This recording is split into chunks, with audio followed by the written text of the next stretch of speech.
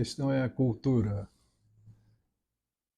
Vamos aqui repercutir a postagem de Ultrajano. Abaixo a burrice organizada. Um trecho do livro A Burrice do Demônio, escrito há 30 anos pelo grande Hélio Pellegrino e lembrado em excelente artigo da psicanalista Larissa Leão de Castro, diz que a burrice do demônio não é falta de inteligência, mas recusa ativa da realidade, a escolha de justificar o injustificável. As críticas sem sentido e sem conhecimento sobre a Lei Rouanet, sem dúvida, podem ser enquadradas aí.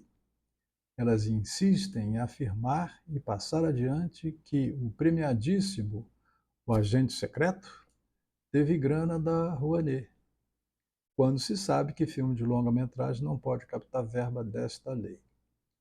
E mesmo se pudesse, qual seria o problema? Porque em cada R$ 1 investido em projetos executados com recursos da Lei Rouanet, 7,59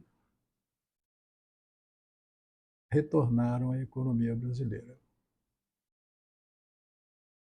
Como conclui Larissa Leão, ler Hélio Pellegrino hoje é aceitar o convite de não pactuar com a burrice organizada e a transformar em gestos de liberdade tudo aquilo que ainda querem nos fazer calar.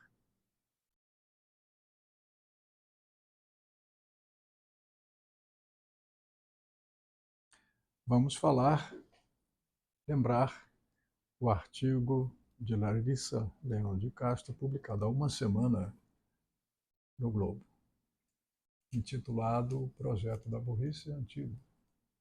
Hélio Pellegrino descreveu em livro há mais de 30 anos não apenas o Brasil da ditadura, mas o país em que ainda vivemos.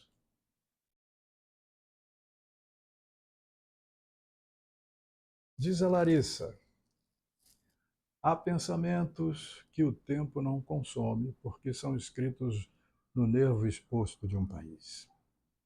O de Hélio Pellegrino é um deles. Resgatar hoje sua obra, A Burrice do Demônio, mais de 3 décadas depois, é perceber como ele descreveu não apenas o Brasil da ditadura, mas o país em que ainda vivemos, atravessado por desigualdades brutais, violências de Estado e uma tentativa insistente de organizar a burrice como projeto político.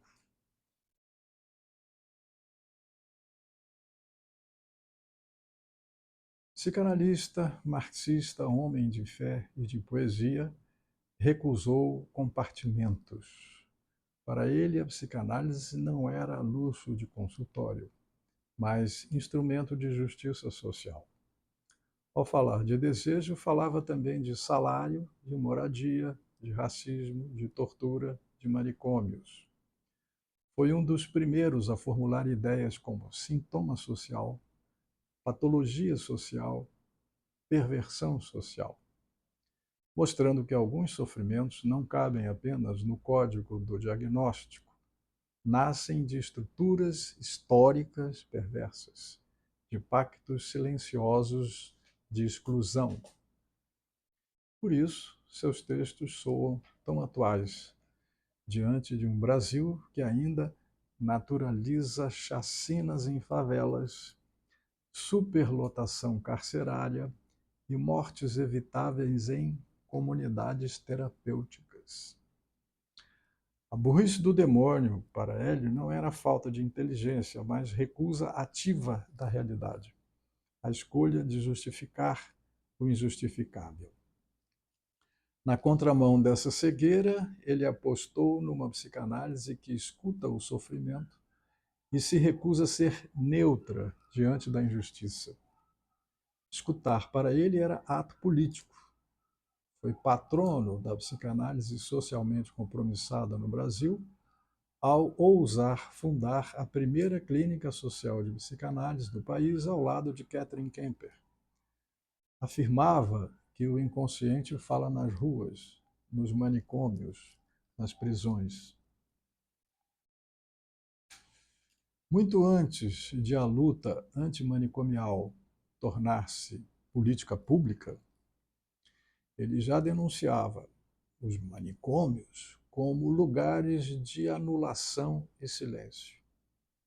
Sua crítica permanece atual diante dos ventos regressivos que, sob o pretexto de cuidado, reabilitam práticas manicomiais e impulsionam a expansão das comunidades terapêuticas como novos dispositivos de exclusão.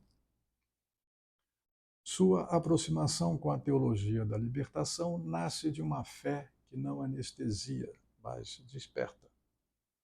Em vez da religião como ópio, Hélio vislumbrou uma espiritualidade que marcha ao lado dos pobres como anti-ópio, força de organização, coragem e esperança. A interseção entre psicanálise, marxismo e teologia da libertação inscreve sua obra em um horizonte raro, e nessa encruzilhada ele procurou sempre a dignidade concreta dos corpos e das vidas. Repristinar sua obra é mais que reencontrar um grande escritor, é recuperar uma bússola ética. Em tempos de negacionismo, discursos de ódio e apelos autoritários, Hélio nos lembra que pensar é um ato de coragem e que nenhuma clínica é inocente, nenhuma teoria é neutra, nenhum silêncio é sem efeito político.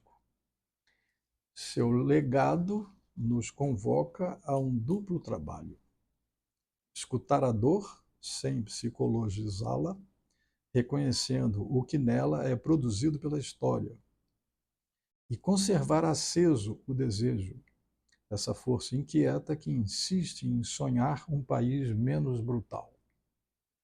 Reler Hélio Pellegrino hoje é aceitar o convite a não pactuar com a burrice organizada e a transformar em gesto de liberdade tudo aquilo que ainda querem nos fazer calar.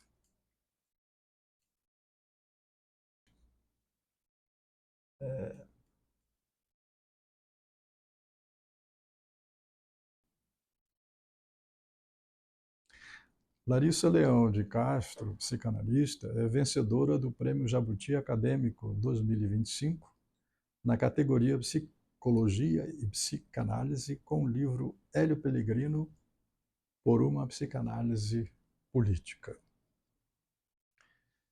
Olhando para esse livro de Larissa Leão, Hélio Pellegrino, por uma psicanálise política, eu me lembro das origens dessas questões trazidas novamente ao público, à consideração do público, como a constatar que a história parece não passar, parece que ainda estamos num certo momento em que certas forças exerciam uma influência poderosíssima, não só na vida política brasileira, era a época da ditadura, ainda que ela estivesse nos seus estertores,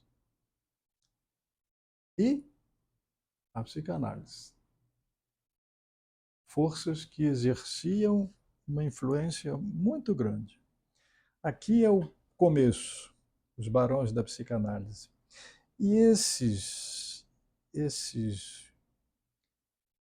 papéis, recortes de jornais esmaecidos, são aqui representantes do mesmo movimento de esmaecimento da memória brasileira, do mesmo esquecimento.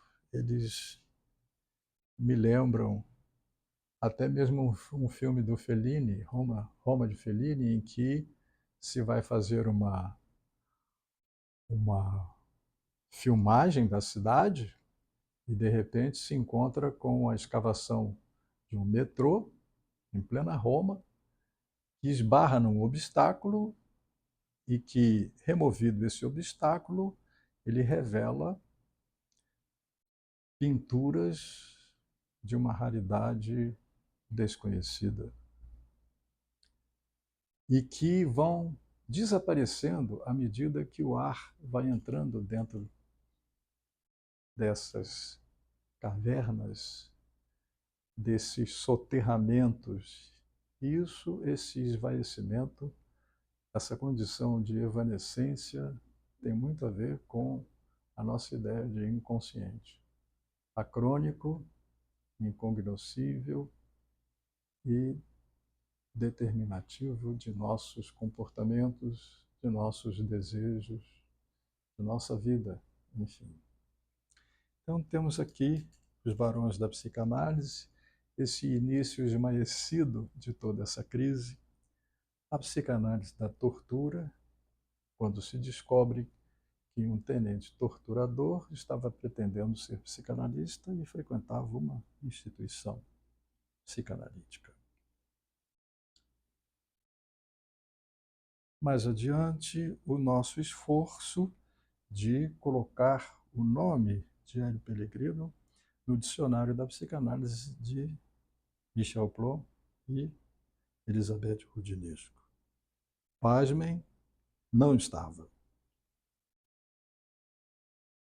E aqui a coragem do torturador que, por uma crise de consciência, resolve uma autodenúncia, depois de muita negação, resolve denunciar-se na prática da tortura, ao mesmo tempo que pretende uma formação analítica, apontando esses nomes que ainda estão para ser descobertos e devidamente submetido às formas da lei. E aqui um trabalho que fiz, um vídeo que gravei com meu amigo Hans Mariano, a respeito dessa posição singular desse sujeito que admite a sua culpa e sai atirando, dizendo que esteve na tortura, mas ele não estava só. E esses nomes e muitos segredos ainda estão sendo mantidos pelo Exército. O sigilo continua.